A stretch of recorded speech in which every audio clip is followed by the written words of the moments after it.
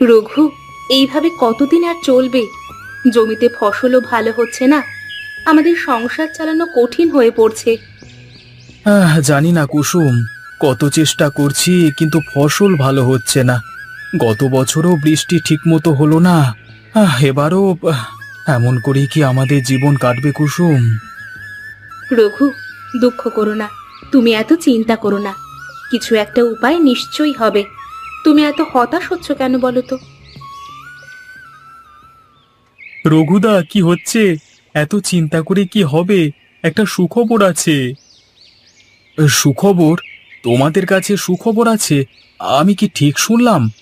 বলো তবে কি সুখবর?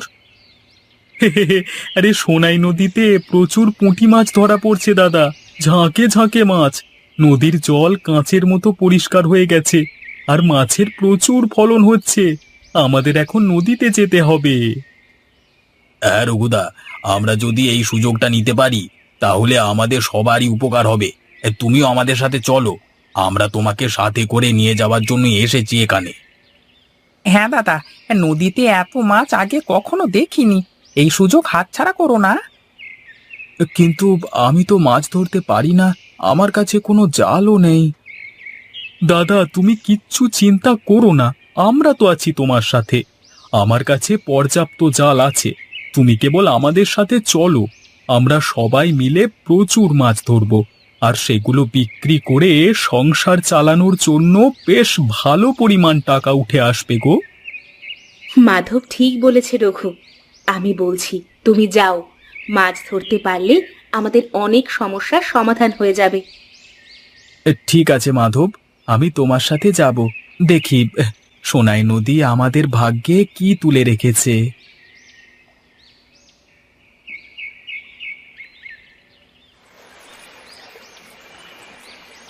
নদীটা আজকে সত্যি সুন্দর লাগছে মাধব, কিন্তু এত মাছ ধরা সম্ভব হবে কি?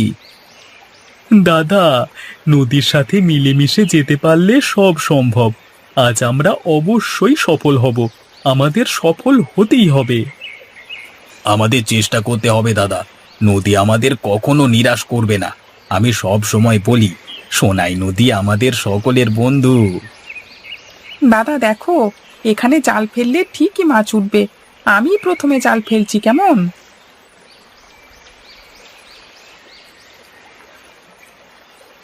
দাদা, দাদা টেনে তোলো, জালে মাছ উঠছে।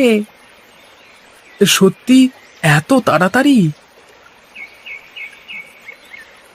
দাদা দেখো, নদী আমাদের নিরাশ করেনি। এবার আমরা বাকি জালগুলো ফেলি, সবাই মিলে ধরলে প্রচুর মাছ পাবো। মাধব, মাধব তুমি ঠিকই বলেছিলে, আমরা আজ বেশ অনেকটা পরিমাণ মাছ তুলতে পারবো।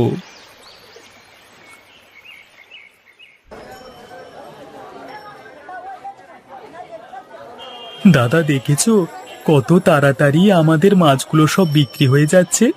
আজকে মনে হচ্ছে সোনাই নদী আমাদের জন্য সামান্য হলেও আনন্দ তুলে রেখেছে।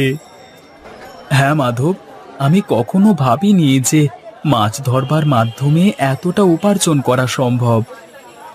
দাদা, আমি বলেছিলাম না, নদী আমাদের কখনো ফিরিয়ে দেয় না, আমাদের শুধু উপযুক্ত পরিশ্রম করতে হবে। দাদা, আজকে রোজগার সত্যি অনেকদিন পর বেশ ভালো হলো। আজকে নদীতে জাল ফেলাটা একেবারে সার্থক হয়েছে আমাদের জন্য। আর মাছগুলো কত তাড়াতাড়ি সব বিক্রি হয়ে যাচ্ছে। নদী থেকে তুলে আনার সদ্য সতেজ মাছ, এর তো স্বাদই আলাদা। ঠিকই বলেছ গোপাল, কিন্তু আমাদের আরো মাছ ধরতে হবে। এই টাকা দিয়ে আমরা অনেক কিছু করতে পারবো।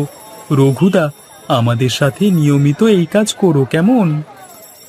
হ্যাঁ মাধব, আমি তোমার সাথে আছি। আমাদের এই সাফল্যের পথেই চলতে হবে।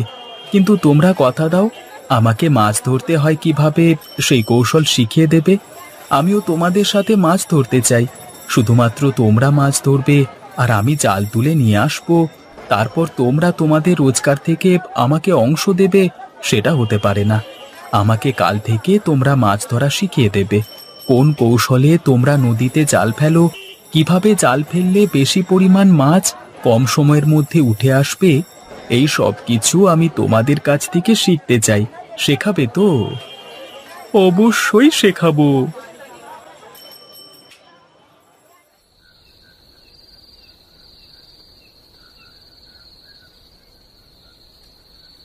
আজকের দিনটা কেমন কাটলো রঘু? অসাধারণ কুসুম, আমরা প্রচুর মাছ ধরলাম আর সব বিক্রি করে ভালো টাকা পেলাম। মাধব ঠিকই বলেছিল, নদী আমাদের ভাগ্য বদলে দিয়েছে। আমি খুব খুশি রঘু। এখন থেকে আমাদের আর কষ্ট করতে হবে না। মাথায় হাত দিয়ে বসে ভাবতে হবে না যে কি করব। তুমিও আর হতাশ হয়ে বসে থেকো না। সোনাই নদী আমাদের জন্য ছোট্ট হলেও একটা সুযোগ এনে দিয়েছে। আর আজ যখন এত মাছ বিক্রি হয়েছে, তবে তোমরা আরো চেষ্টা করো, আরো মাছ ধরে বাজারে বিক্রি করার চেষ্টা করো। আমার বিশ্বাস আমাদের এই দুর্গতি কেটে যাবেই। হ্যাঁ কুসুম, আমরা এখন নিয়মিত মাছ ধরতে যাব। আমাদের ভবিষ্যতের কথা ভেবে কিছু না কিছু তো করতেই হবে।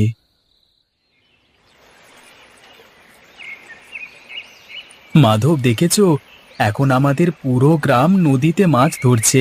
সোনাই নদী যেন আমাদের গ্রামের জন্য আশীর্বাদ হয়ে উঠেছে।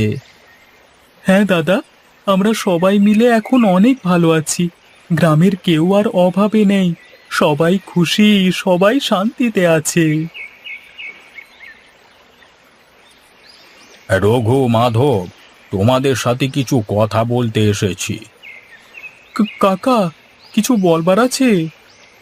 হ্যাঁ বাপু, সোনাই নদীর জল যেভাবে দ্রুত কমে যাচ্ছে সেটা আমার ভালো লাগছে না।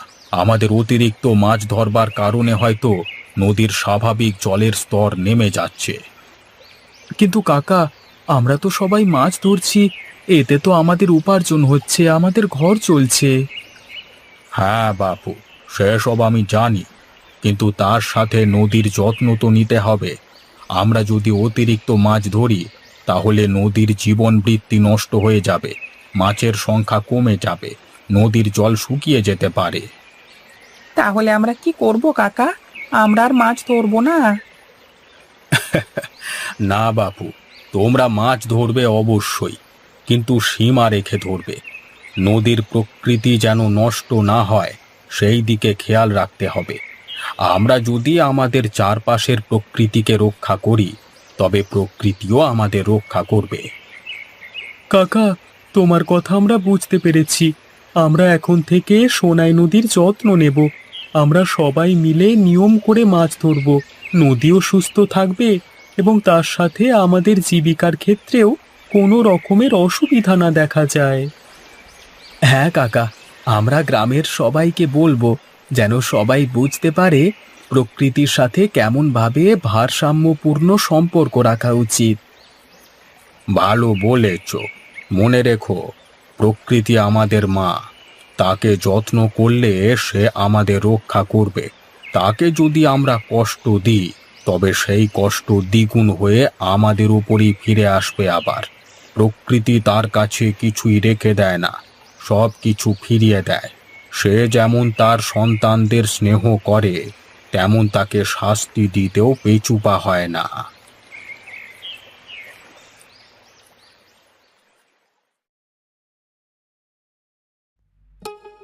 রঘুদা, মাধব ভাই, তোমাদের জন্যই আজ আমাদের গ্রামে সুখ শান্তি।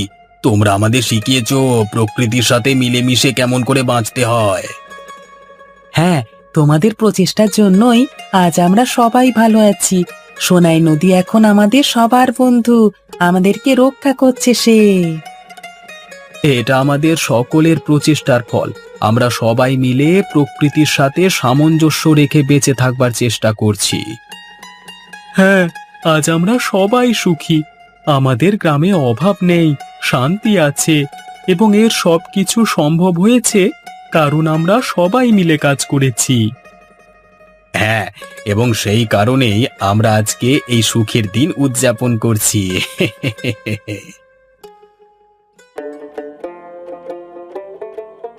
রঘু, তোমার পরিশ্রম আর সততার ফলে আজ আমাদের জীবন শান্তিতে ভরে গেছে।